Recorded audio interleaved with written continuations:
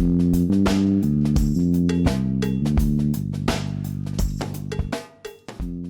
right, it is Thursday, June 24th, 2021, and this is the Fight Business Podcast. I'm your host, Patrick Auger, and today we're going to talk about a major update in the UFC Antitrust Lawsuit. I'm going to break down what it means as well as how it affects things moving forward, because it is a pretty big deal about a new portion of the lawsuit that's been filed by Kajan Johnson and CB Dollaway. So we're going to break all of that down. Then we're going to talk about UFC 263, pay-per-view buys. We have a number on pay-per-view buys, and they're a little bit lower than I projected and we expected. We're going to talk about what that means for Izzy's drawing power, as well as if there are any other external environmental factors that may have affected those buys and what we can expect moving forward. We're also going to talk about UFC 263 purse payouts. So we finally have purse payouts from UFC 263, which we haven't had in some time after several media members requested them through the Freedom of Information Act, able to get those purses. We're going to talk about what those purses look like, as well as the shift from commissions going from kind of just telling us every event, hey, here's the disclosed payouts for everybody, to now kind of making it harder to get. Still get the info, obviously, as we just saw, but it's much, much harder than it used to be. So we'll talk about that shift and change as well. Then we're going to talk about Combate signing a distribution deal and media broadcast rights deal with Paramount. It's a big deal for the promotion, and Paramount will now have MMA on it again after, not having Bellator for a while. Is that going to affect anything? The fact that they were Bellator's former home, what does it mean for, Combate? Because this is obviously the English speaking broadcast, and they've made very good ratings on Univision and TUDN. We'll break all that down as well. And then lastly, we're just going to touch on briefly about Ari Emanuel and Mark Shapiro having to resign from the board of directors at Live Nation. I'll break down why that happened and, how it affects, if at all, Endeavor and the UFC and things like that. So we've got timestamps at the bottom as always. I am literally on vacation in my parents' basement right now. So I am live from my parents' basement. Yes, you can make all the jokes you want because I'm literally doing that right now, as you can tell from the decor. And with that in mind, let's go ahead and dive right in. All right, so first up, we want to talk about the UFC Antitrust Lawsuit update. So there's a major update in this. It's not as big as, say, the unsealing of the documents, which we've been waiting for forever, or the class certification written order, which Judge Boulware has yet to give us after indicating for months upon months, almost a year now, that that's what he intended to do. Still waiting on that. But basically, this is something that John Nash picked up on. So shout out to him as always, where CB Dollaway and Kajan Johnson, two former UFC fighters, have filed suit against the UFC and Endeavor. And what this does is, because it's a separate complaint from what we, have seen back in 2015, is this will extend the class action lawsuit from 2016 now till the present, at least, maybe into the future for a bit, depending on how this all works out. That's a pretty big ramification, right? We know a lot of the UFC's financials from the antitrust lawsuit hearings that were held, which now seems like forever ago, but, a couple years ago, where they had to, in their arguments, both the plaintiffs and defendants, in trying to say whether or not this should be a class action lawsuit, had to reveal some information. Part of it was redacted, but a lot of it was not. And we learned, based on that, as well as the lender's presentation, lender's presentation, investor presentation that Endeavor did when they were shopping around, saying they were going to buy the UFC and all of that, and the UFC was selling itself. We learned a lot about the financials of the organization up until 2016 or so. That's all well and good. I mean, there's a lot of information you can see that we've broken down on the Body Lock. Again, John Nash, as always, has fantastic breakdowns of the UFC's finances. You can find a Bloody Elbow, stuff like that. But it's one of those things where, because it was only up until 2016, we know the business fundamentally changed once Endeavor took over, right? You saw people like Chuck Liddell, who had lifetime jobs, being cut. We saw a lot of cost cutting. We've seen a shift in the way business was run compared to when it was just Zuffa. And so now we're at a point where, being able to see the past 5 years or so, seeing what Endeavor really did, it's possible maybe they did pay their fighters a little bit more. Highly unlikely, given what we know from Moody's reports on UFC and revenue, as well as Endeavor's financial reports itself and all of that. But, we do have some inkling in terms of where fighter pay is and what costs are like, but we don't really know the hard numbers.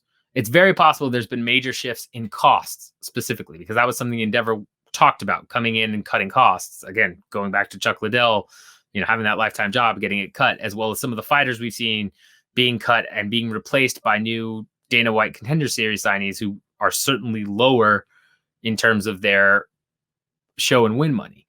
So to see that information would be very big, because we'd really be able, again, to point to, hey, this is a pattern that has been ongoing. And my guess would be it's actually been more lopsided against the fighters, because they've probably kept fighter pay, again, capped at that 15 to 20%, as we know.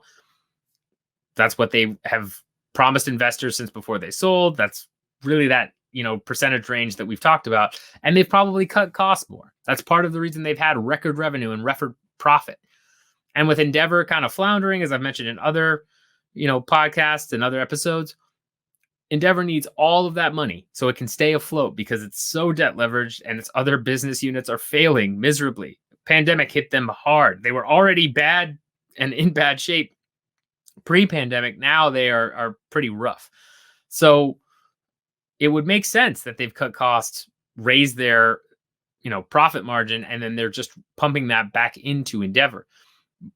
If this moves forward and it extends the class and we get new financial documents being unsealed to confirm that, it will kind of give us a greater idea of what the strategy was once Endeavor took over. I think that's kind of the key gem of these documents, is we know how Zuffa operates, right? We've seen the data on how they've operated in the past. We know about, Joe Silva and his matchmaking tendencies and the emails and all of that. We knew and know what Zuffa was like from stories, from unsealed financial documents and emails, from all of that. The Zuffa era of the UFC, we know a lot about that, but we don't know that much about the Endeavor era. We assume a lot of the things, policies and practices carried over. We assumed a lot of the financials and strategy carried over as well. But whenever you have, even if it's a successful company, right, where a bigger company buys that successful company,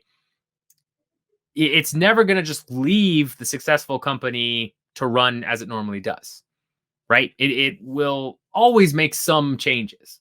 In this case, we know cost cutting was a big one, but there's going to be other things that were done by Endeavor. And some of these documents may shed the light. Hey, they really focused on these particular costs. They're really looking for a 5-year strategy where they're looking to kind of move into these markets. Bigger pieces of the pie that we don't really have since Endeavor took over. So that could be very, very big. A couple of other things that have come out of this complaint, which I haven't been able to read through the whole thing because I just got access to it and this kind of broke right before we were setting up to record. So I haven't really, gone through it too much in depth.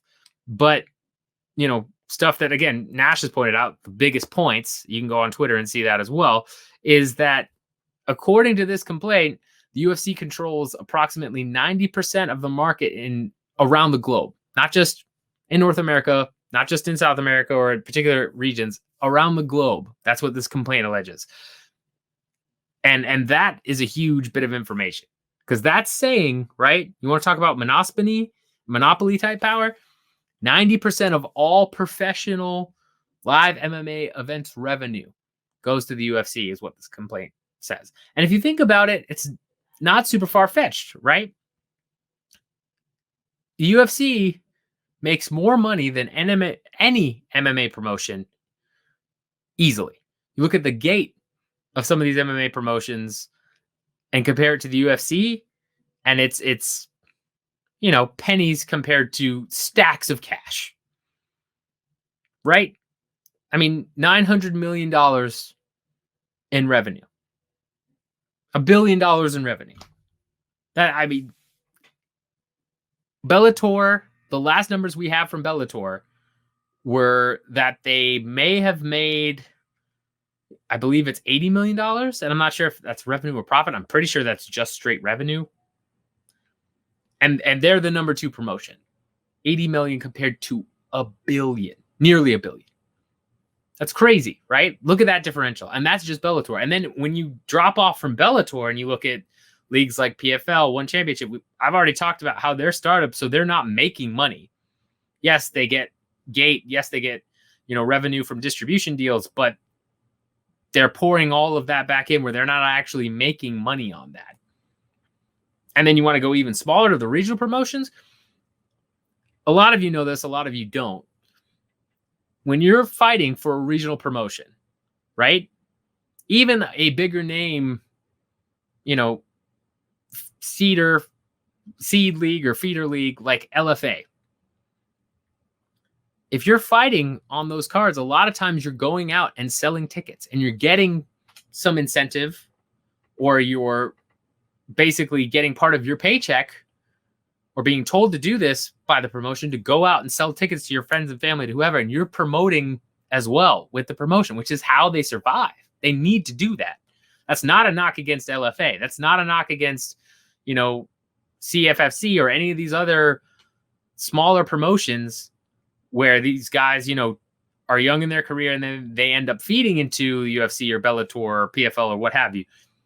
That's just how it works, because there isn't a massive appetite where if you go to, Belton, Texas, and you go to a show, it's not going to be packed to the brim. It's going to be a lot of friends and family. It's going to be some people that just love MMA, but it's not going to be like a UFC event or even a Bellator event, right?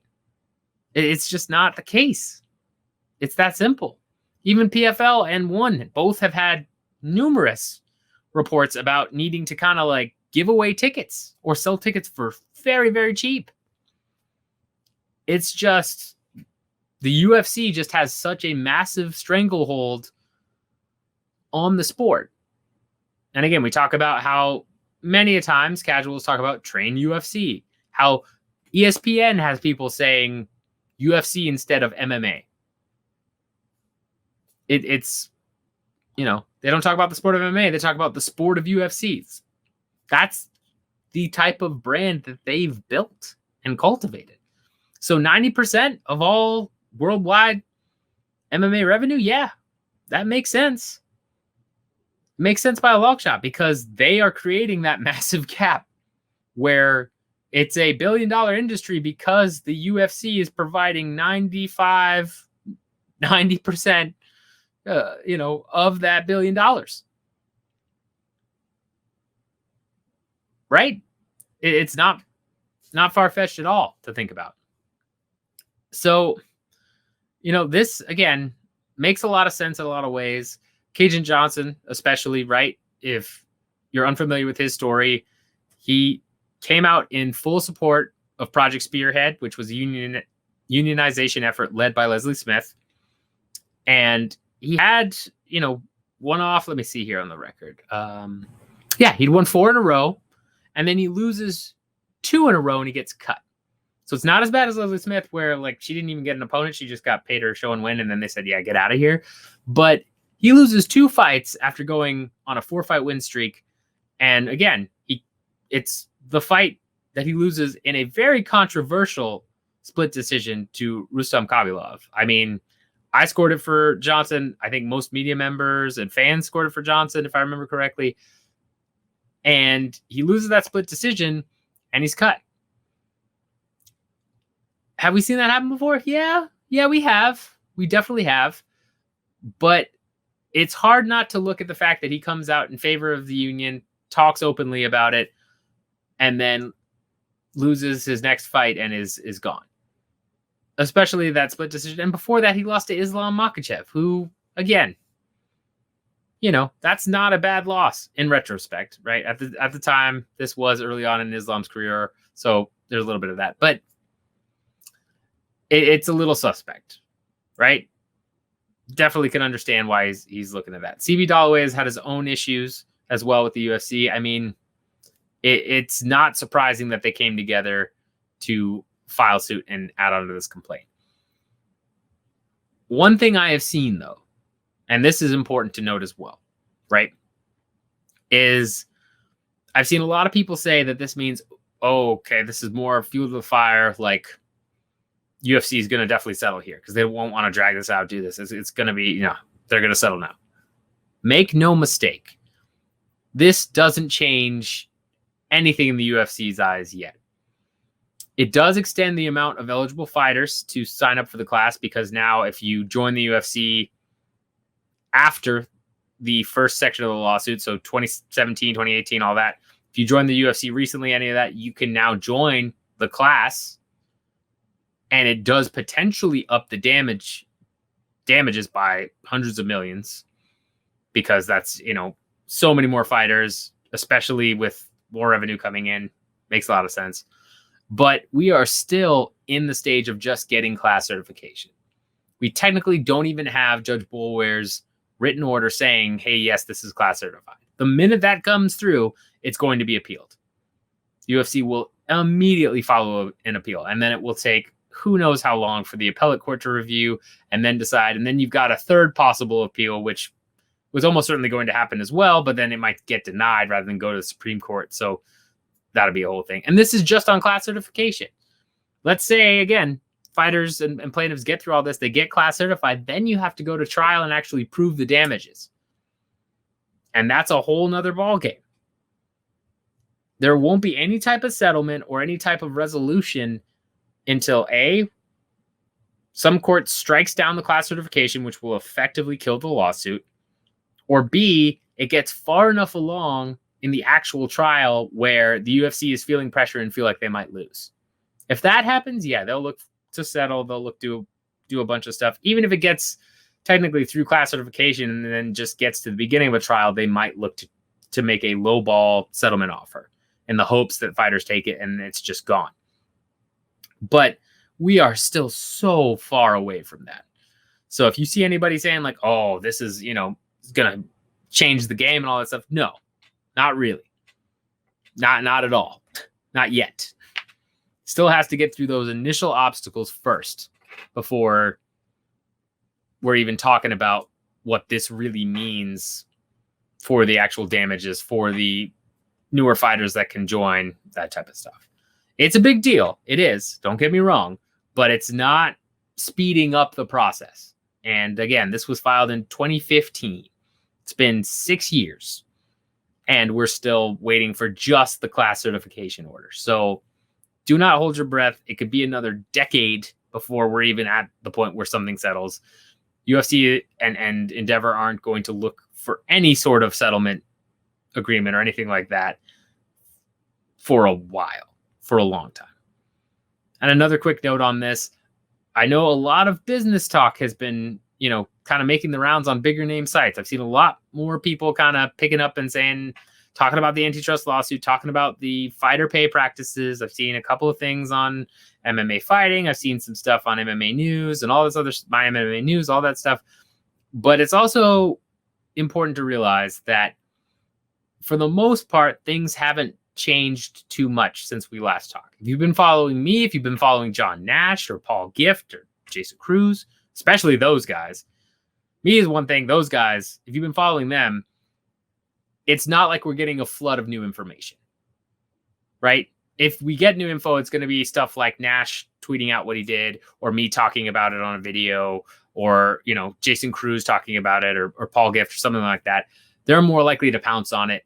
You may have these bigger sites now start to pounce on new news, and that's great. But for the most part right now, I've seen a couple people, again, talking about like, yeah, wow, this new revelation about what's going on with fighter pay. And it's like, no, I've read those articles. I've looked through it. There's nothing new really there. There's a couple newer interviews, right? From the same people that have been involved in this for years. You've got interviews that are from 2021, but like nothing is moving here until Judge Boulware, makes a decision on this, unless there's some crazy filings, stuff like that. So that's another thing to keep in mind. So just, I know we're all anxious, especially you guys who watch this podcast or listen to this podcast. You're just as anxious as I am to see some resolution here, but we're still so far off. And I know it sucks. I'm right there with you. I've checked every day because they talked about unsealing the documents, and that order, I think, was back in, I'd have to go look it up. I think it was January, where he said, hey, here's the deadline for your, the deadline for you to make a defense as to why I should not unseal a bunch of documents and leave them unredacted. And we're in June. And here we sit. So, yeah, I'll keep you guys updated when any new info comes through. But, don't get sucked into some of the bigger sites picking up on it and being like, wow, this is brand new info. It's like, sometimes it's possible they get it, but really, I would stick to the sources you've been sticking with, at least for now. If the other mainstream sites pick it up and really run with it, awesome. I hope they do, because it's been a long time, right? And not a lot of the mainstream sites cover this stuff. So I would love to see that. But right now, that doesn't seem to be the case. So sit tight. This is a big development. We'll see what happens with it, but it's not changing anything fundamentally right now. We're still waiting for Judge Boulware's written certification and then the appeal. Those are the next steps. This could have massive ramifications, but could is the operative word. Because if turns out Judge Boulware does his class certification, goes to the appellate court, gets overturned, and then they appeal to the Supreme Court and the Supreme Court just denies it or sides with the appellate court, then this all means nothing. So keep that in mind. All right, so the next thing I want to talk about is UFC 263 pay-per-view buys. So we do have some numbers in from our good friend John Orland over at Sports Business Journal. Again, trust his numbers as much as anyone's in terms of the estimates. We know it's not going to be exact, but does good work there. So I truly believe this is about as close as we're going to get estimate-wise. And UFC 263 did 500,000 buys domestically through ESPN Plus and 600,000 internationally. Now, that's a bit lower than I estimated. I think I put it at 750K because I thought he might take a slight dip after Izzy lost to Jan Blachowicz. But 600,000 is a lot less than I was expecting. And I think there are a couple reasons for this, right? When you look at pay-per-view buys and you have somebody like Adesanya, I've said this multiple times. A lot of people that are hardcore in the sport and still have a bunch of Izzy fans that are hardcore. If you don't believe me, go check out our prediction video between Vettori and Adesanya where I leaned Vettori, and I was dead wrong. I will admit that, but I got, just railed on in the comments about it. There are a lot of hardcore fans that are diehard Izzy fans, and a lot of media members and fans that truly believe he's a big star in the sport. And he is. He is not a star. He is not a McGregor. He is not a Rousey. But he is a star in the sport. Yes, 100%. But I've always compared him to Jon Jones. And there's a reason for that. Because the thing about being at the level around Jon Jones was, right, during Jon Jones's peak, so to speak, is that you are a star and you have pull, but you are not pulling in the same amount of casual fans, and you're not at a level where you get that diehard casual fan base. Look at McGregor. McGregor has not won a fight at lightweight since he beat Eddie Alvarez, right? He beat Cerrone, lost to Khabib, got knocked out by Poirier. And Cerrone was at 170. The thing with McGregor is, though, and same with what Rousey used to do, is he really cultivated a casual hardcore fan base where people would tune in who would never watch UFC otherwise, would tune in for a Conor McGregor fight. The best comparison I can make is probably Tyson Fury in boxing. I know a lot of people who do not watch boxing at all, but if a Tyson Fury fight is happening, they tune in. Even if Tyson were to lose, right? He's supposed to rematch Deontay Wilder. Even if he loses against Wilder, my guess is the next Fury fight, they're going to come back and watch. And that's what McGregor did. That's what Rousey did. You had a casual fan base that were kind of hardcore fans just for them. Izzy doesn't have that to the same level as those two. I think he has a little bit of that, but not Not to the level where, he loses or he has a super boring fight and they come back around. I think losing especially is a big indicator of where your casual fan base is at. Because if you look at McGregor after he's lost, yeah, the pay-per-view buys have dipped a little bit, but he's still breaking 1 million easy. Same with Rousey. When she got knocked out by Holly Holm, she came back and fought Amanda Nunes, easy 1 million. With Izzy, this is a bigger dip.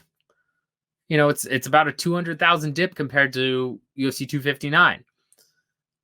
And that's significant. It's very significant. 25% cut in people watching pay-per-view buys.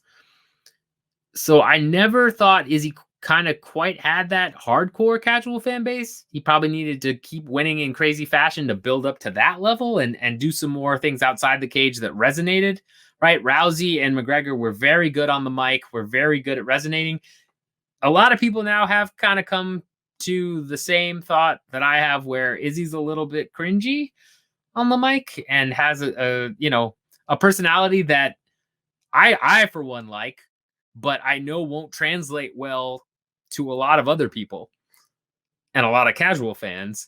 And so that's kind of hard. That's a very hard barrier to overcome. So it's got to be a disappointment for Adesanya. And yes, you had Figueiredo and Moreno in the co-main, which isn't the most notable names to draw in extra viewers. But you had Nate Diaz versus Leon Edwards, in a 5-rounder non-title fight. That's one of the best guys you can kind of have on the card to get people ramped up and get people into it, right? So I think there was enough support from the other actors on the main card there where it's more speaking towards Izzy. It could also speak towards Vettori, right? Vettori isn't exactly a super popular guy. Not bringing in a ton of eyes, a ton of fans. So that could be part of it. The B side was a little weak, but as we've talked about a million times, it's really all about the A side and their drawing power. And this is somewhat an indictment on Izzy's drawing power. That being said, there is a big factor here that needs to be considered. And that is the fact that at this point, for the most part, the COVID-19 pandemic is over, or at least being treated as if it's over by a lot of countries now. A lot of countries have vaccinations going to levels that allow people to kind of go back to normal without restrictions. Still got some countries that are struggling, but they're getting there. But for the most part, at least in the, first world countries that are going to be buying a pay-per-view, you've got things semi back to normal or fully back to normal across most of those countries. That makes a big difference. It has been a arduous year and a half for many, many people. And it's summer in a lot of parts of the world. I mean, you've been cooped up inside, or even if you haven't been cooped up inside, you haven't been able to go to the same types of events and concerts and festivals and all that because they haven't been happening.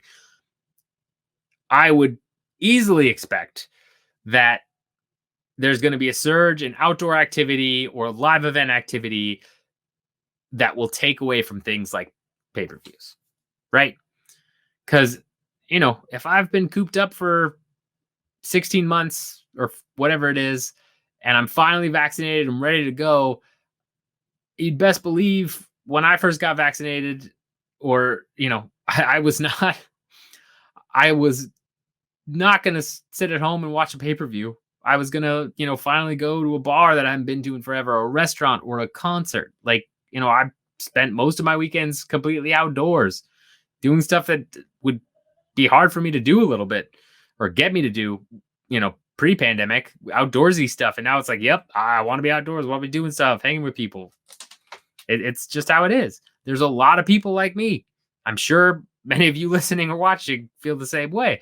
So a hit like this, when it's probably getting towards the peak of, that spike in travel, the spike in live event stuff, it could be a lot of the loss of buys are attributed to that, right? I'm sure internally that's probably what they're hoping is the case. And I'm sure there are metrics you can follow that kind of indicate that. You've had a major spike in, airfare and air travel in non-business class, which means you've got a lot of people traveling, going to do stuff. I think that's a big indication. You've got a lot of things right now indicating that people are more active and traveling and doing things outdoors than ever. And it's only natural. So it's certainly an indictment on Izzy's drawing power still, but it's maybe not as much as it may appear on the surface, right? We're going to have to see what the next couple pay-per-view buys look like, especially throughout the summer. I think a huge indicator will be McGregor versus Poirier. I feel like a lot of people are still going to watch that as well because it's McGregor, and it's a good trilogy fight. It makes a lot of sense, so that's still going to be up there. But if you see even the slightest hit in numbers there, I think that's a good indication of just, how much people are not really paying attention to pay-per-views or things like that. I see a lot more people going out to bars and restaurants that host pay-per-views in the near term. That's what I see. I see, and I wouldn't be shocked. I'm going to check on UFC bars.com and a couple other sites to look at, are there more restaurants than usual hosting a McGregor pay-per-view in an area? Are there more, is there more kind of fanfare and excitement for going out to watch these fights? Because that I see a lot more, right? Because that way you get your best of both worlds. You get to go out, have drinks, see people, hang out, enjoy the summer, and then you also get to watch the fight, and you either pay like a slight cover or you just get food and drink. I see a lot more people doing that for the next couple months. So I think that will be a big indicator, looking at UFC 264 and seeing what those numbers do. But it's hard to know right now is the main thing. We cannot know how much of this is Izzy's lack of drawing power and hit because he lost to Jan in the way he did, and how much of it is people just saying, you know what, I'm ready to go outside. It's an external environmental factor that you've got to take into consideration.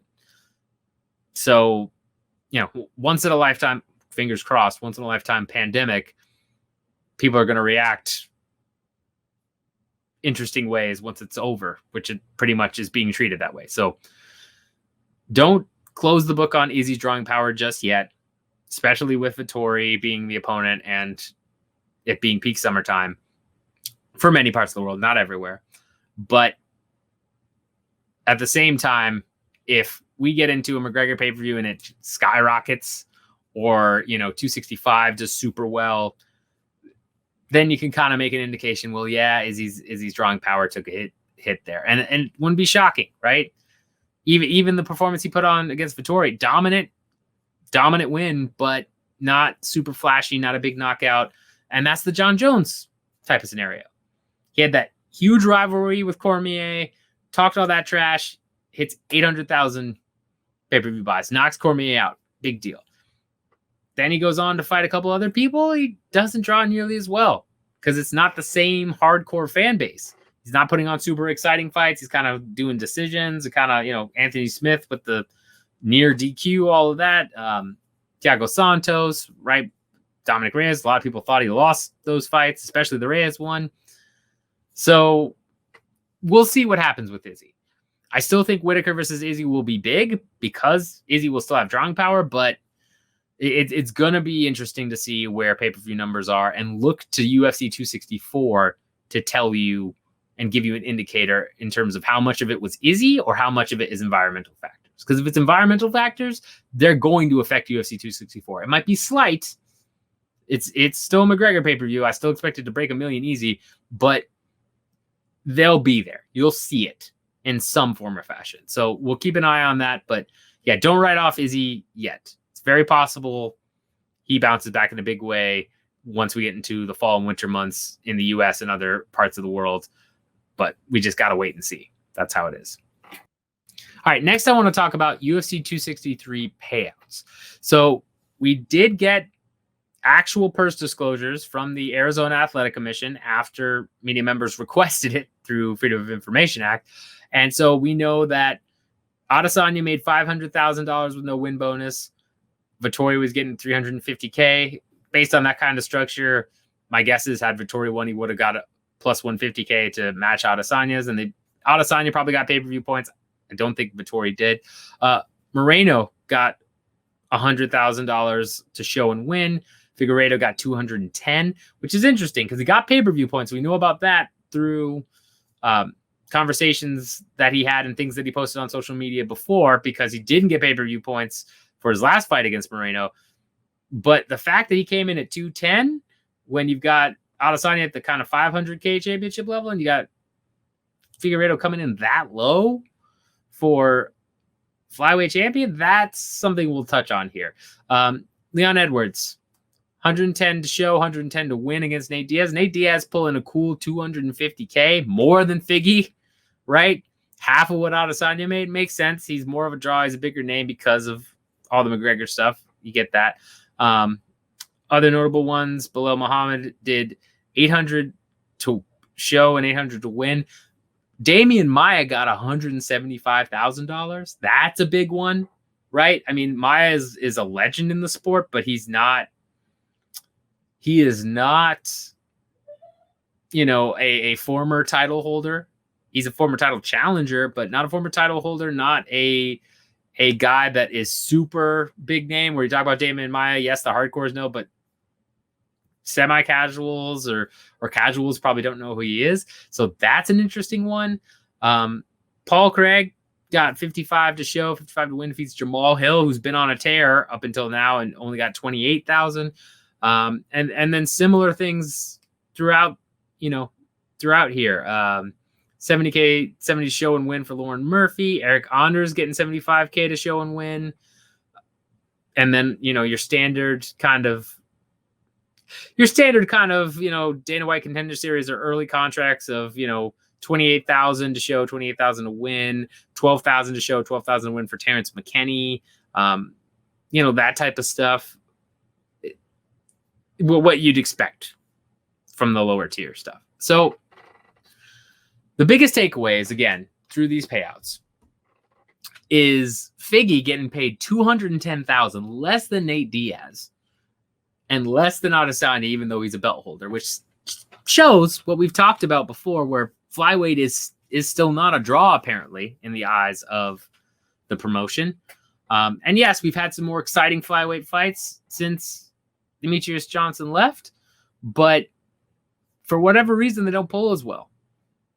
And I'm glad Figueiredo got pay-per-view points because he will see some of that revenue here with, the 600K worldwide.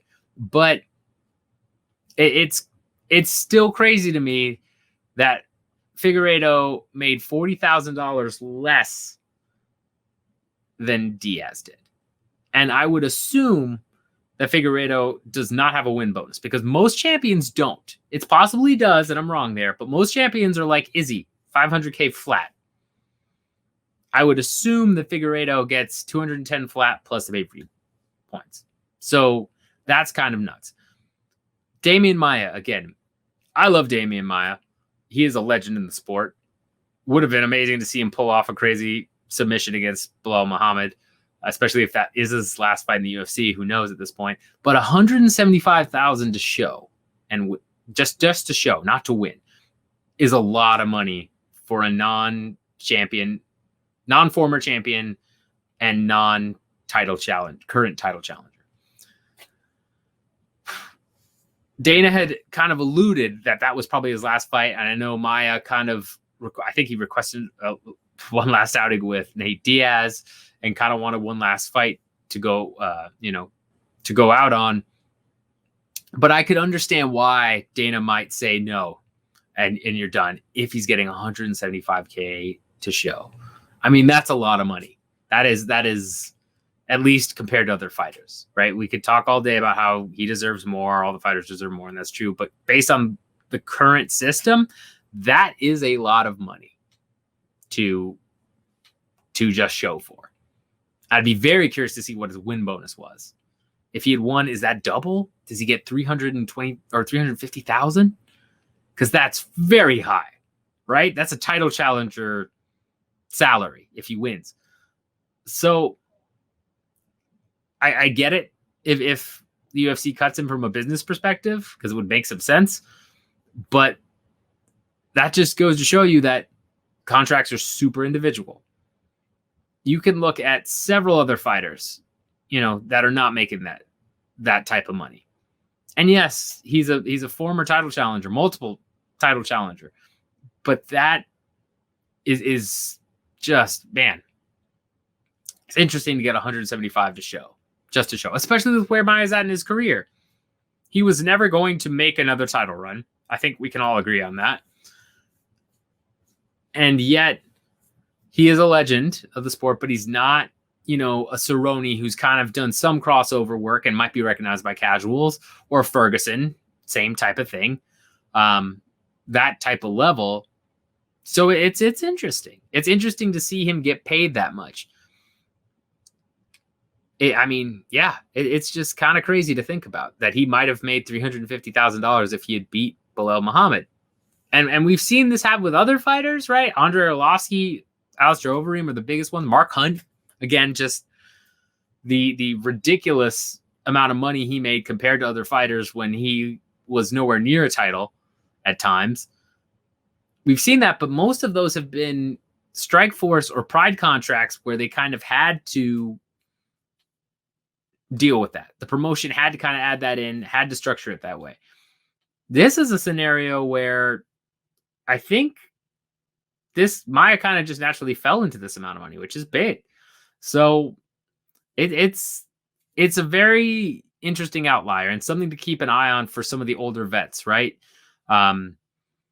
It's one thing too if they're a former title holder, but I'm curious to see as time goes on and we see some former title challengers who never got the belt kind of hung around for a bit. I'm curious to see if they end up with that same type of pay, or if this is just something Maya was able to negotiate. Because that is definitely one that jumps out at you compared to the other payouts of what most people do and what most people in Maya's position would normally get paid. He's definitely making good money. I want to shift a little bit here to talking about the FOIA request that was needed to get the Arizona payouts, as well as just the kind of shift from disclosing everything to now having it be hidden and you need to do a FOIA request. I think a big part of this goes back to the fact that if you follow the history of the UFC, they definitely had some strings. How do I want to phrase this?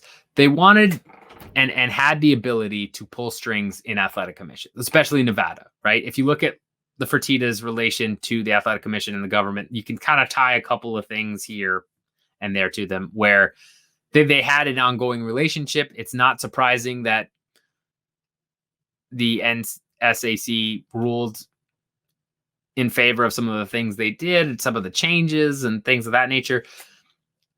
And the UFC has a large, powerful influence over all state athletic commissions when it comes to combat sports. That is important to remember. Similar to the piece that was just put out at Bloody Elbow by Tim Bissell, I believe, if I'm saying that correctly, talking about, the lobbying that the organization has done. They are a powerful enough organization. They are able to influence state governments for sure. If you think that NSAC is and CSAC and all these other commissions are just completely devoid of the political ramifications of the UFC pushing for one thing or another, you're way off, right? There's a reason we haven't seen Mario Yamasaki ref any MMA fights since, White blasted him in a bunch of, at least major MMA fights. And then a couple of referees and officials you don't see anymore over on the MMA side. There's a reason that happens, because hypothetically, an athletic commission should be able to make their own autonomous choice, but the UFC voices displeasure about someone, says it's kind of ridiculous, and then all of a sudden, well, there you go. And keep in mind, I mean, when you look at Yamasaki and some of the other officials they've kind of not pushed out, but that don't really ref fights for them anymore, yeah, they were having struggles. So it's not like it wasn't unwarranted, but that extra added pressure means something. Changing the disclosed purses, right, in Florida, I believe they said it was trade secrets and all of that stuff, is important now more than ever for the UFC and for Endeavor because, as I mentioned earlier in the podcast, fighter pay in the media and amongst fighters, that topic is getting louder and louder. And the culture is definitely ripe to be more, breaking up monopolies and going against, those that are breaking antitrust laws and being in support of antitrust laws and things like that. There's a shift that's kind of happened in that regard. And so this is a way for the promotion to kind of protect themselves, is to kind of lobby to these commissions and be like, hey, how about you just don't release the purses, right? Like, they don't need to know what everybody else is making. You don't go around and release your salary compared to other salaries. I mean, actually, a lot of states you have to because it's, public information again, but you don't go and necessarily flaunt it. And if you worked at a private company, right, you don't know what the guy sitting next to you is actually making unless you exchange pay stubs and take a look at it. You have no clue. So, and it's encouraged by companies being like, hey, don't talk about your salary, don't talk about what you're paid, because that helps the company. Just like any other workspace. There are multiple times I'm sure there are companies across the globe right now, especially big conglomerates, where two people have the same job title and one is getting paid vastly less than the other because they didn't negotiate as hard, even if they're doing the same job.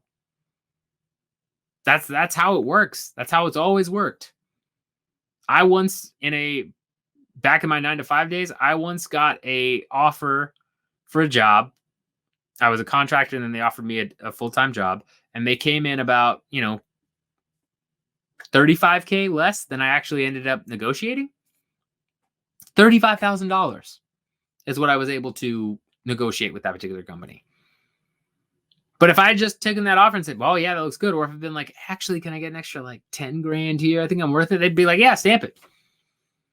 But they had $35,000 of wiggle room because it eventually got approved for $35,000 higher than they tried to initially offer. That happens all the time. But the only reason it happens is because you don't have publicly posted, like, yes, this is what this person makes and this person makes and this person makes, and here's how much money we have to actually spend on this, et cetera, et cetera. And so the UFC, kind of putting some pressure on the commission to do that. Yeah, it makes sense.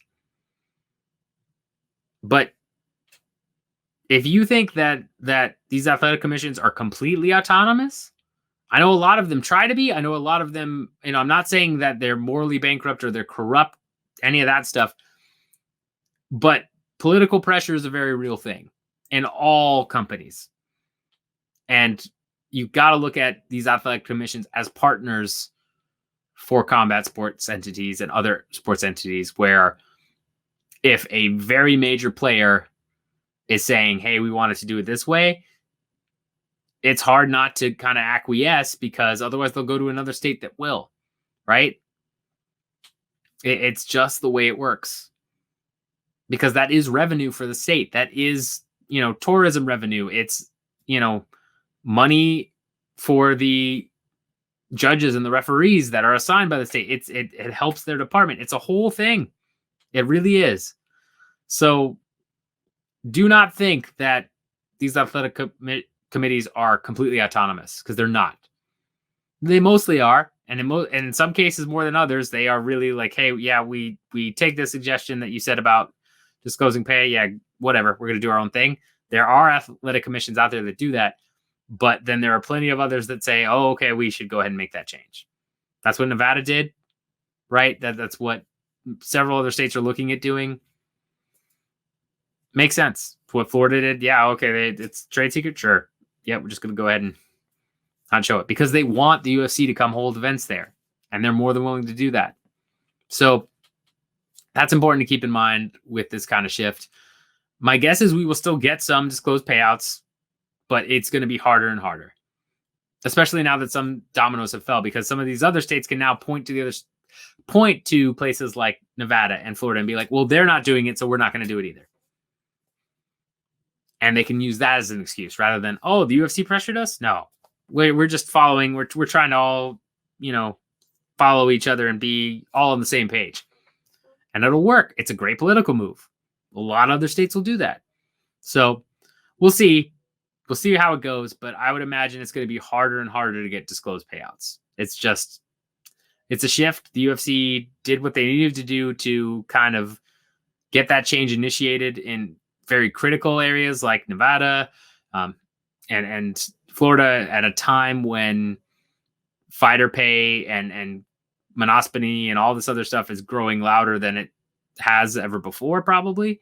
So it's a smart business call on them to kind of lobby that. And the athletic commissions are willing to do it. So that's what's up with the disclosed payouts.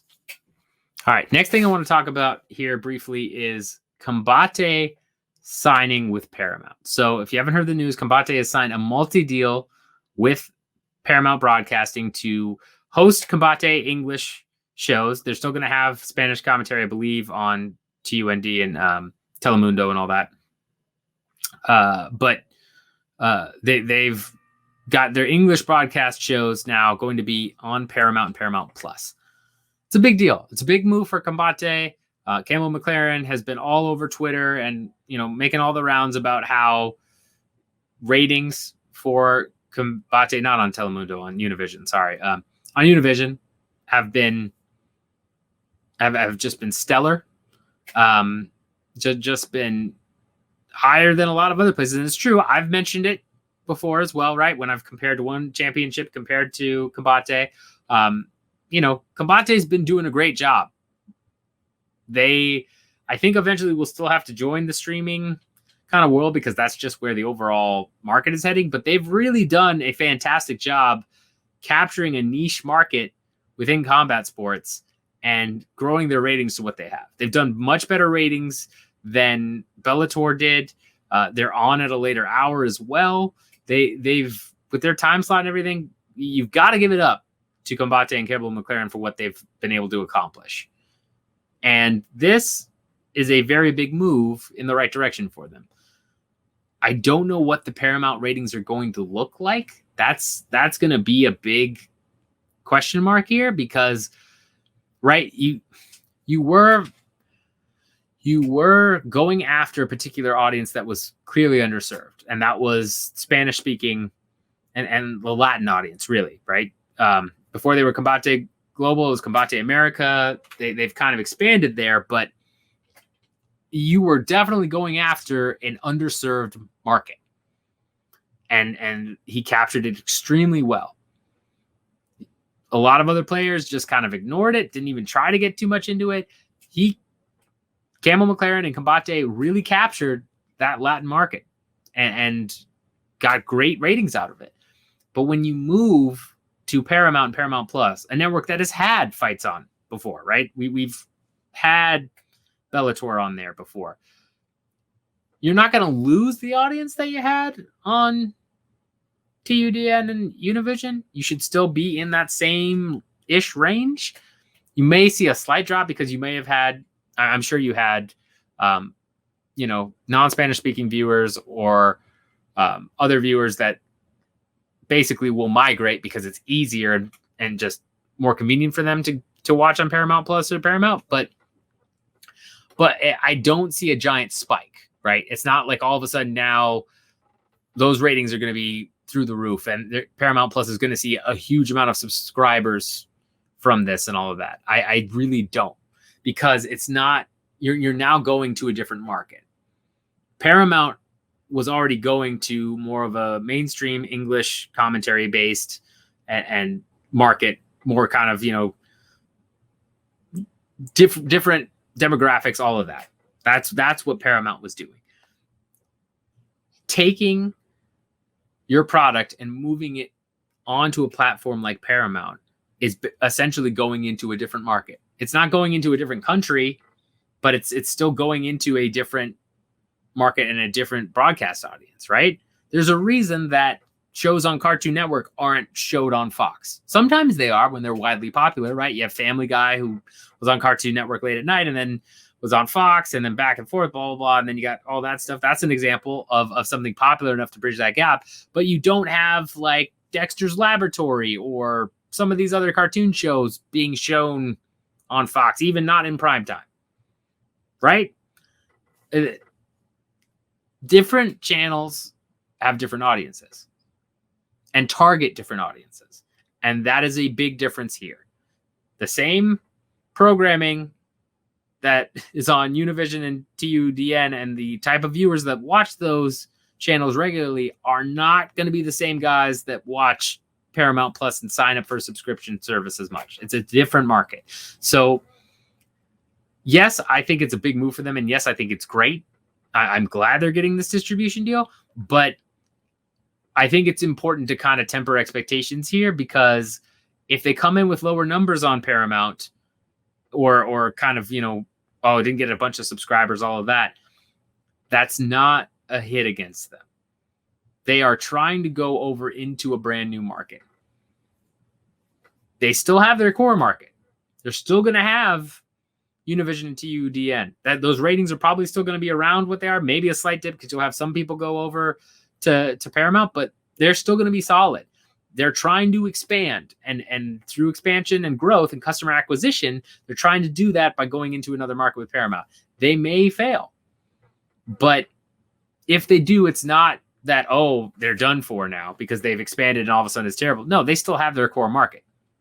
A lot of companies do this. Start in one area, you try and branch out into other areas. And if you fail, oh, okay, we tried to bring that product over there. It didn't work. Cool. We're going to go back to our core market. That's the case for Combate. And it's something to be celebrated. It's great to see another promotion kind of, bridge that gap into expansion and really take steps to try and elevate themselves to a higher level. As we talked about earlier in the podcast, UFC has a vice grip on revenue in this sport. It's great to see somebody actually making forward progress and easily tracked forward progress, because you don't go expanding into another market unless your current market value is solid. So as long as the deal favors Combate, which I think it will, I don't think it's like they're, paying for a bunch of production and extra costs and they're kind of taking a risk with that. I think it's a great move, because best case scenario, it takes off. It helps with Paramount Plus. It kind of elevates them to the next level. Worst case, well, okay, that didn't work like we hoped. After a couple of years, it's over. And then they stick to Univision and TUDN until they find their next move. So big moves. You got to celebrate it. Shout out to Campbell McLaren for what he's doing there and his ratings, because I know he loves that. But yeah, it's an important step, and it's going to be interesting to see what information we get about Paramount Plus subscribers. And, let me know in the comments if you're planning on subscribing to Paramount Plus, or you are a subscriber to Paramount Plus and you plan on watching Combate now that it's on there and you didn't watch it before. Let me know, because I'm very curious to see what that current appetite is. I'm sure they've done their research. I'm sure they've, worked out that it makes sense in their pitch to get on Paramount and all of that and work out the deal. But I'm curious to see what you guys think about that move, because it's a big one. It definitely is. Lastly, very quickly here, I want to touch on the fact that Ari Emanuel and Mark Shapiro, who are the CEO and president of Endeavor, were forced to resign from the board of Live Nation because of antitrust concerns. So keep in mind, this was announced by the Department of Justice, right? It wasn't, hey, we're going to do this because we're worried about it internally. Like, this was, the DOJ got involved here. So that's a big indicator. But what I have here is that, Ari Emanuel, Mark Shapiro resigned their positions on the Live Nation Entertainment Inc. Board of Directors after the department expressed concerns, the DOJ, expressed concerns that the positions created an illegal interlocking directorate. An interlocking directorate is where one person or an agent of one person or company serves as an officer or director of two companies. Section 8 of the Clayton Act prohibits the same person or company from serving as an officer or director of two competing companies, except under certain defined safe harbors. When you look at this, right, what this really comes down to is the fact that Endeavor is trying to create, Endeavor Streaming is trying to do a lot of live event things, right? They've got their Super Bowl MVP type of thing. They've got the UFC VIP type of thing, all that type of stuff.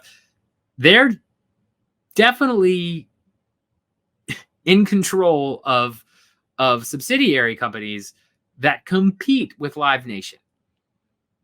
And yet Ari Emanuel and Mark Shapiro were sitting on the board of Live Nation, which means that they could easily kind of, sway things ever so subtly, even though that's not necessarily what happened at all. And I'm not accusing them of that, but the fear is there, right? That they could kind of sway things ever so subtly in a way that might hurt Live Nation and help their own company that's doing live ticketing and events and things of that nature. That's why this happened. The fact that the Department of Justice, again, expressed concerns means that had they not, my guess is Emanuel and Shapiro would have just stayed there, would have kind of just chilled, doing their own thing as board of directors there. And it may not be nefarious. I know several similar situations that I've seen in my consulting work where you've got kind of people that,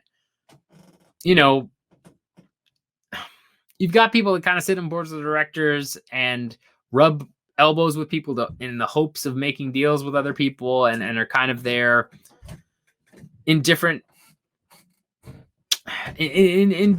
purposes and different facilities, right? Compared to someone that is actively trying to sabotage a company they're sitting on the board on so that their own company can rise. It's more of, there's a lot of status. There's a lot of relationships interwoven there and money, obviously, where, if I can make money on a board of what's technically my competitor, even though they're probably not a direct competitor, why wouldn't I take it? That's what a lot of people think. That's what a lot of C-suite executives think is like, yeah, well, technically we are a competitor. If, I own a company that owns computers and makes computers, and we manufacture our own computer chips for those computers, but then I'm sitting on the board of AMD or, some microchip company where it's like, well, yeah, technically we compete, but not really. Well, you do, but again, it's you can use that expertise over for AMD and kind of believe you can juggle both balls. You don't quite see it as a direct competition in the same way that maybe the Department of Justice sees, that type of thing.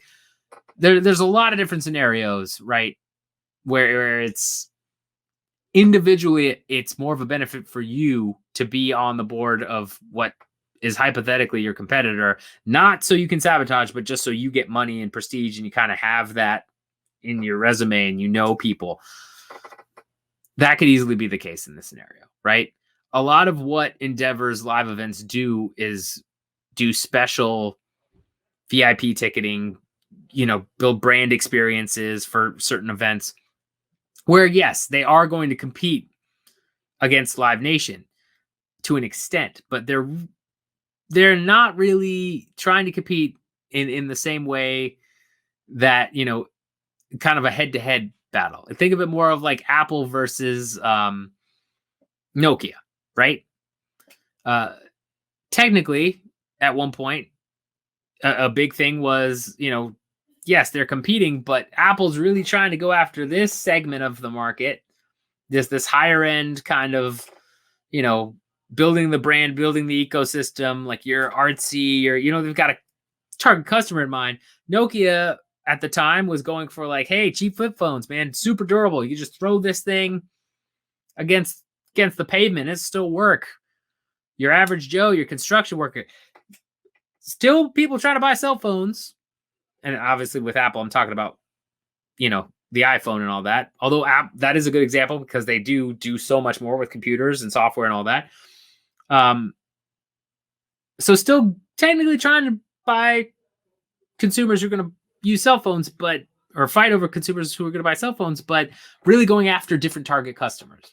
And that's kind of the case here. Like Live Nation does have some VIP events, but it's not really its main focus. Its main focus is to put on concerts with, bigger names and get all tickets and all that type of stuff. So that's what's going on with all of that. Could it have been nefarious? Possibly. Does it make sense the DOJ did express concerns about it? Definitely, because it is, definitely something that could violate the Clayton Act, but it's not necessarily the case here. From my perspective, I can see it going either way, really. I lean more towards this was Emanuel and Shapiro just doing what they do with networking and making deals and trying to think a bigger picture in their own kind of status and things like that. I don't see it as a we're going to secretly tank Live Nation from the inside so that our companies can take off. I don't see that. So that's what that was all about. It's not a massive deal for Endeavor. It's not a bad black mark for them. A lot of people are going to ignore this or going to look at it and be like, yeah, it's fine. Investors should kind of shrug it off. It shouldn't be like a sell-off event or anything like that. But that's kind of the whole breakdown of what happened there. All right, guys. Thank you so much for watching and listening. I really appreciate it, as always. I apologize that, I have not been consistent on time and I missed last week. Been a lot going on with medical issues, and then I'm buying a house, and then I'm on vacation again literally in my parents' basement right now as I visit them. But I appreciate your patience with everything. We will get back to more of a normal schedule going here soon. Always check Twitter for updates on if I'm going to be delayed or canceled. I've been very consistent about that. At least I will always be consistent about that. If I'm not going to actually make the show, I'm going to post it somewhere. And the Body Lock Twitter account will post it somewhere as well. So appreciate your patience with all that. If you're watching on YouTube, please like and subscribe. Hit that notification button if you haven't done that already. We love you guys. Appreciate it. If you're listening through Podcast Addict, Spotify, Apple Podcasts, whatever your platform is, love you guys as well. Couldn't do this without you. Excited to be back in more of a routine schedule. Excited to talk about this stuff more going forward. So just, bear with me while I get my last ducks in a row, and we'll be back to a normal schedule of dropping every Thursday. And with that in mind, love you guys. And until next time, get money.